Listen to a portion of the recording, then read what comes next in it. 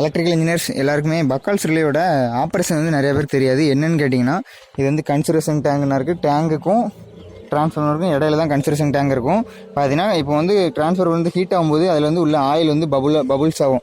அந்த நீரை கொதிக்க வைக்கும்போது எப்படி பபுள்ஸ் வருது, அது மாதிரி ஆயில் வந்து பபுள்ஸ் வரும். அந்த பபுள்ஸ்லாம் வந்து இந்த இடத்துல மேலே போய் ஸ்டாக் ஆகும். இதுதான் பக்கால்ஸ் ரிலே வந்து மேலே வந்து ஸ்டோர் ஆகும் அந்த பபுள்ஸ் எல்லாமே.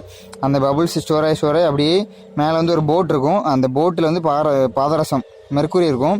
அந்த பபுள்ஸ் எல்லாமே வந்து இவ்வளோ இப்படியே வந்து இவ்வளோ இறங்கும்போது அந்த போட் இருக்கும். அந்த போட்டில் வந்து மெர்க்குரி இருக்கும். மெர்க்குரி வந்து ஒரு காண்டாக்ட் உருவாக்கி ட்ரிப் ஆக்கி விடும். அப்படி நம்ம ட்ரிப்பை வந்து அக்சஸ் பண்ணல அப்படின்னா அதுவும் அந்த பபுள்ஸ் எல்லாமே நிறையா கீழே வந்து கீழே ஒரு சுவிட்ச் இருக்கும், இதில் ஒரு சுவிட்ச் இருக்கும் மெர்க்குரி சுவிட்ச். அந்த சுவிட்ச் ஆப்ரேட் ஆகி ட்ரிப் ஆக்கி விட்ரும் பக்கால்ஸ் ரிலேயை. ட்ரிப் ஆக்கி விட்டோன்னே ட்ரான்ஸ்ஃபர் வந்து ட்ரிப் ஆகி ஆஃப் ஆயிரும். அதுக்கப்புறம் ஆயில் வந்து ரீஃபில் பண்ணிட்டு ப்ரெஷர்லாம் ரிலீஸ் பண்ணிட்டு ஆன் பண்ண வேண்டியதான். Thank you guys.